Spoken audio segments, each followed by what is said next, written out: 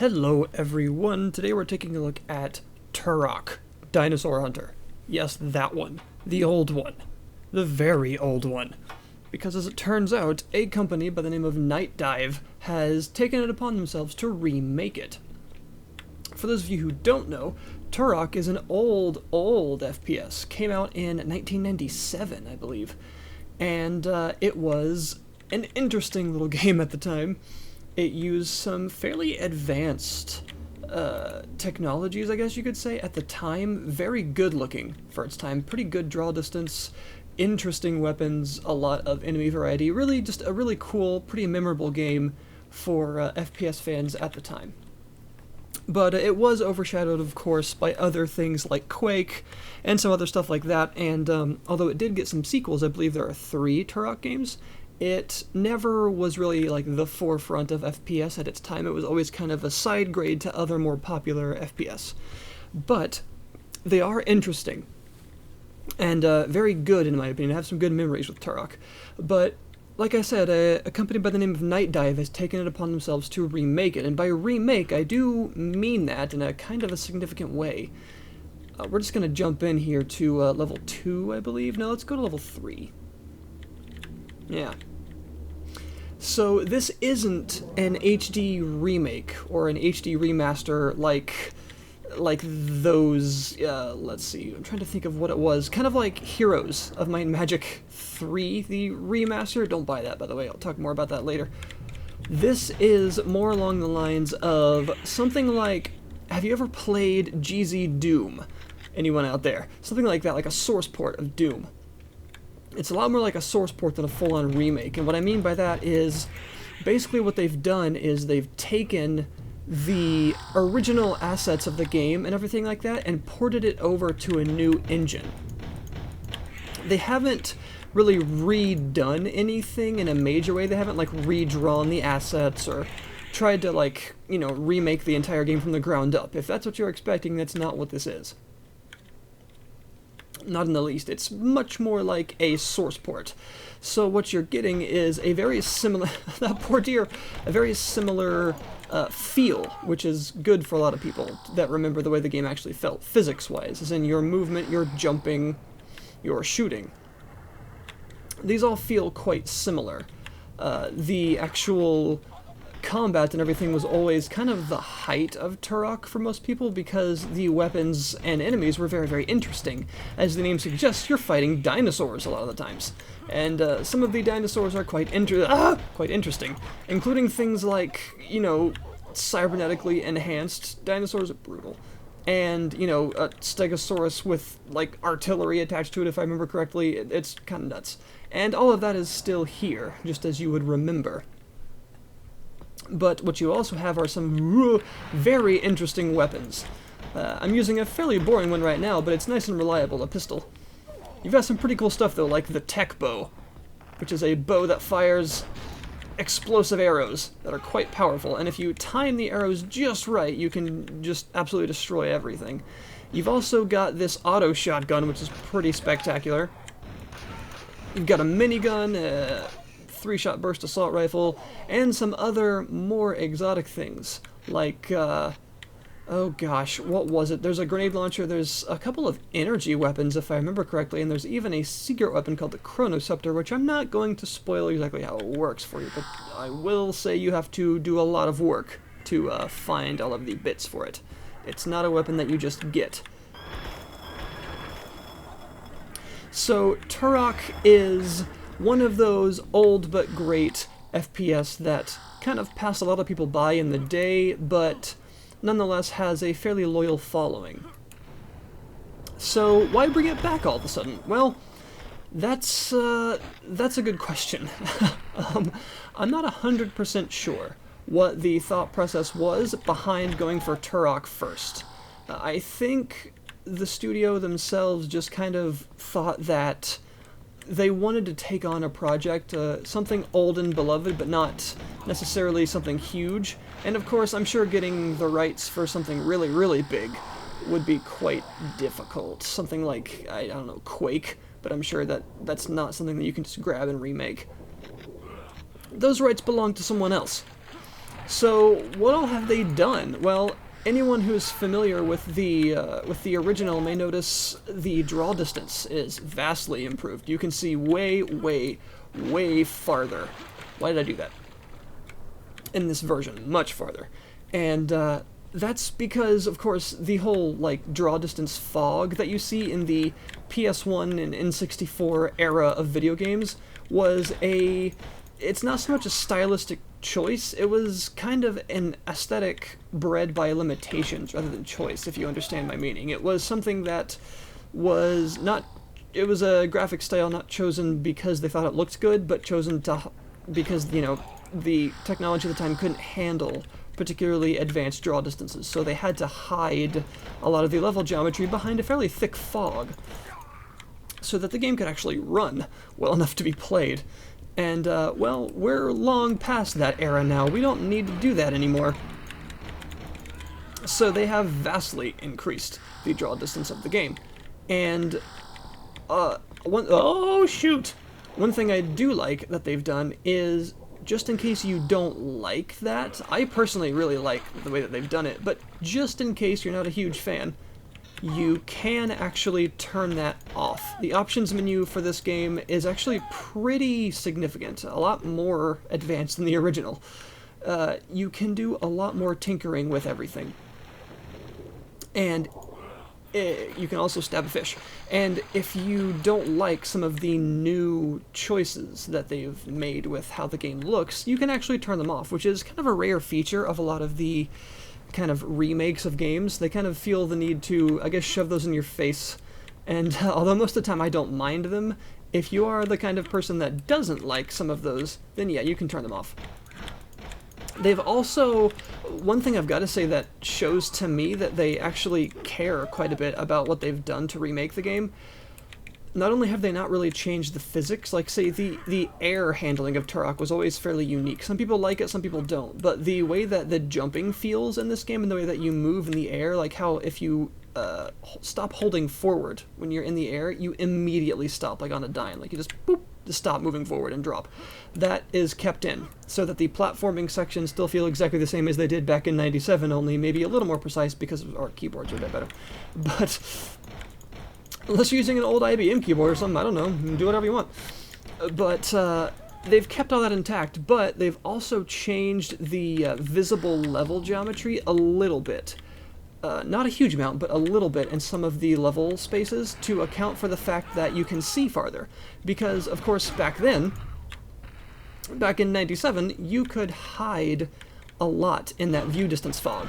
Because you couldn't see as far, some of the level design and stuff could be kind of made, we'll say, creatively. They could hide some stuff away behind that view distance fog so that you couldn't see some of the clever tricks they did in terms of how they built the levels. But now that the view distance is vastly increased, some of that would look very, very silly. So they have gone back through some of the levels where you can see much farther, and they have changed what would appear nowadays as sort of like odd floating islands that would be out of place. They have gone through and patched those up and made it all look less kind of like hashed together so that it looks nice and there's no weirdness.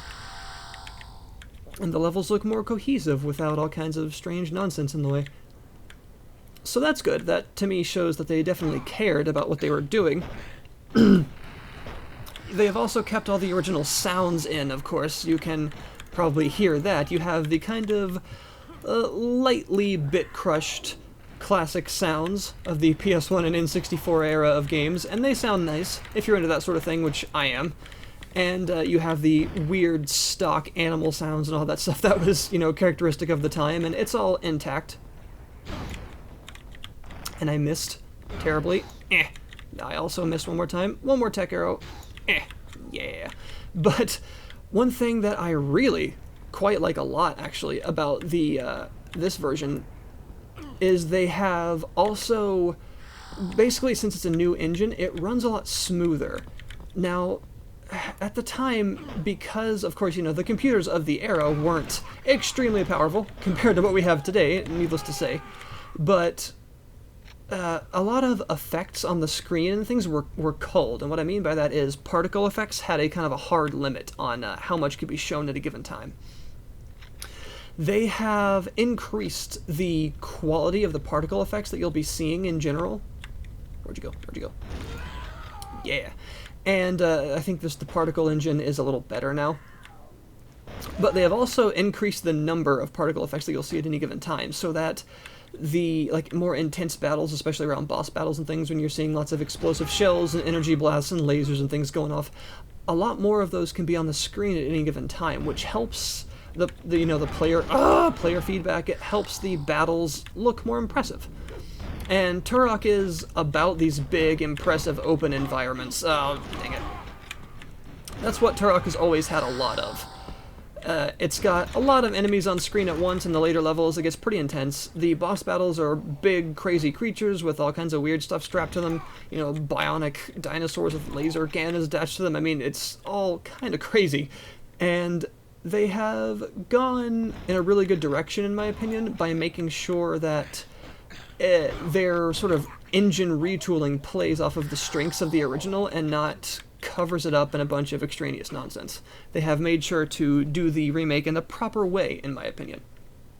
There's nothing that's hugely altered from the original game, which is good, in my opinion, because, of course, classics like this, a lot of people get quite upset if you change too much about the original. You know, people generally don't want to see a lot changed. I swore there was a secret associated with this, but I don't remember. There was a lot of secrets in Turok, but I swore there was something around here, but I can't remember. It's been so long since I played the original Turok. Ah, crap. Anyway. And the most you'll see in terms of big gameplay changes are the Catacombs level, which was notoriously maze-like, was made a little more straightforward.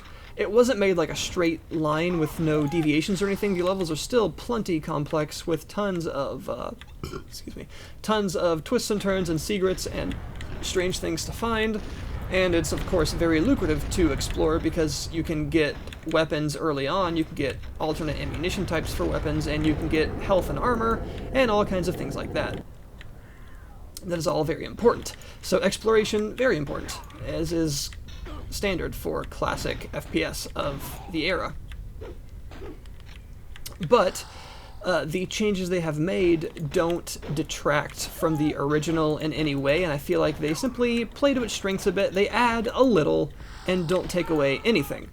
So it is as good as it ever was, and that kind of leaves the point of the price, I suppose. Some people are maybe going to feel that it's a little expensive for them, but you're going to have to be the one to decide that for yourself. It's $20 on Steam. Now, some people may say that since it's such an old game, again, 1997, it's almost a decade old now. Wow, I feel old. That's been a while. I understand. Ah, crap. But some people may feel that because of its age, that maybe 10 or 15 would be a fairer price. I would say that, although it is, of course, very subjective, very much up to you whether or not you feel it's a fair price, Turok is a fairly long game. There are lots of places to explore, things like that, if that's what you're worried about. The levels are pretty large, and there are 8 of them. Replayability, that's kind of up to you because of, how many secrets you find the first time around, if you get the Chronoscepter and all that, and just what you find to be your particular brand of replayability when it comes to FPS. Is it finding secrets and extra weapons and stuff like that, or do you require something else from your replayability? That's, all very much up to you. But I would say that the price, in my opinion, is kind of a funding night dive to make more of these. If you understand my my thought process there. I feel like they're doing an excellent job with this, and I want to see them do it again. I want to see them make more of these, because I feel like they really did Turok justice. I feel like they made an excellent, not really remake, source port, I guess is what I'm going to call it, of Turok. that is really faithful while also improving on some of the problems, bringing it up to modern standards, as in it runs well on modern systems, whereas the original game very much does not. It's almost impossible to get that thing to run on like Windows 7, 8, and 10. It's very difficult, if not impossible sometimes. And they kind of did what GOG does a lot of the times. They, you know, polish up an old game and get it to run well again like it should, but without altering it to the point where it isn't the same anymore, to where it feels like they've changed too much. It certainly does not feel that way. Could they have changed more? I mean, I don't really think that's necessary. I feel like Turok is a pretty solid shooter. It's got very good mechanics, it has very interesting weapons and fun to find secrets. It's got a lot of enemy variety and really interesting enemies and stuff, so they don't really, you know, that doesn't need to be expanded on particularly. One thing I would have liked to have seen, unfortunately, the way the game works, the way the original engine was limited, you couldn't change your ammo types. You may have noticed that I had some explosive shells for my shotgun earlier. If you had those, you couldn't switch back to your normal shotgun shells, which is what I'm using right now. You had to burn through all of your explosive ones before you could use your normal ones again. You couldn't sort of save them for later. That was annoying. I think the feature, the ability to switch, came as a feature in Turok 2, if I remember correctly. So that's something I would have liked to have seen, considering this is, you know, a new engine. That is something I would have liked to have seen sort of re-implemented in this, but it's not there. But that's a very minor complaint, considering. But, yeah, it's... damn. It is a very, very solid game. It's actually kind of challenging to play when I'm not paying enough attention. It's not a particularly hard game, but I'm not playing it very well right now. That's for sure. I'm almost kind of disappointed. I actually remember going through this entire game without dying a single time back when I was younger. I got worse, apparently. But, yeah, it's the kind of game that is nostalgic to some people for a good reason. It was a good game back in the day, and it's very good to see it again brought into today's world without any sort of modern compromises in mechanics, just that it runs nicely, it looks a bit better, and really that's all you need. And that's what they gave us. So this is Turok, Dinosaur Hunter, everyone. If it's something that you would like to try out, it is available right now on Steam. Oh my god. Sorry, for $20. And again, maybe you want to wait for a sale, maybe not, I don't know, but consider it, if you do want to buy it, consider it funding future Turok titles from Night Dive, and future Night Dive exploits, because they may be working on some System Shock stuff and things like that. I think these guys could do an extremely good job with bringing classic stuff into the modern world, and maybe even remaking some older stuff and things like that, because I feel like they do indeed know what they're doing. And I'm very pleased with Turok. It actually has overwhelmingly positive reviews on Steam right now, which is good to see. So yeah, it's pretty fantastic, actually. It's bringing me back, and it's reminding me why I really like Turok and why I really, really like old school FPS, because it is one of the older ones. It may not be what a lot of people consider one of the greats, because it's not mentioned as often as, of course, you know, classics like Doom and Quake, but it is an excellent shooter of the era, and I would highly recommend that you give this version a shot, because it is faithful to the original, and in a world where we get HD remakes like the Heroes 3 HD remake that are highly disappointing, that have less content than the original, don't look as good, and aren't nearly as good as just the Platinum Edition on GOG with a bunch of mods, but yet cost more, and then we get stuff like this that's actually worthwhile. I recommend that we vote with our wallets and fund developers like this that actually understand what it means to make a good sort of modern source port-like version of a game. So there we go.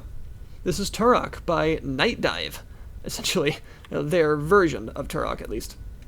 Thanks very much for watching, folks. If you want to see more, please do say so. If you liked the video, please feel free to hit the like button. If you did not like the video, well, you can tell me why if you want, and there's a dislike button down there. If you do dislike the video, I'm not going to hurt you or anything, but do feel free to tell me why. I've still got a lot to learn, and I'm very much aware of that. I know that I'm not an expert at this, and I know that I have a lot to learn. So if you do dislike something to the point where you dislike the video, then feel free to actually let me know why that is, because I would like to improve.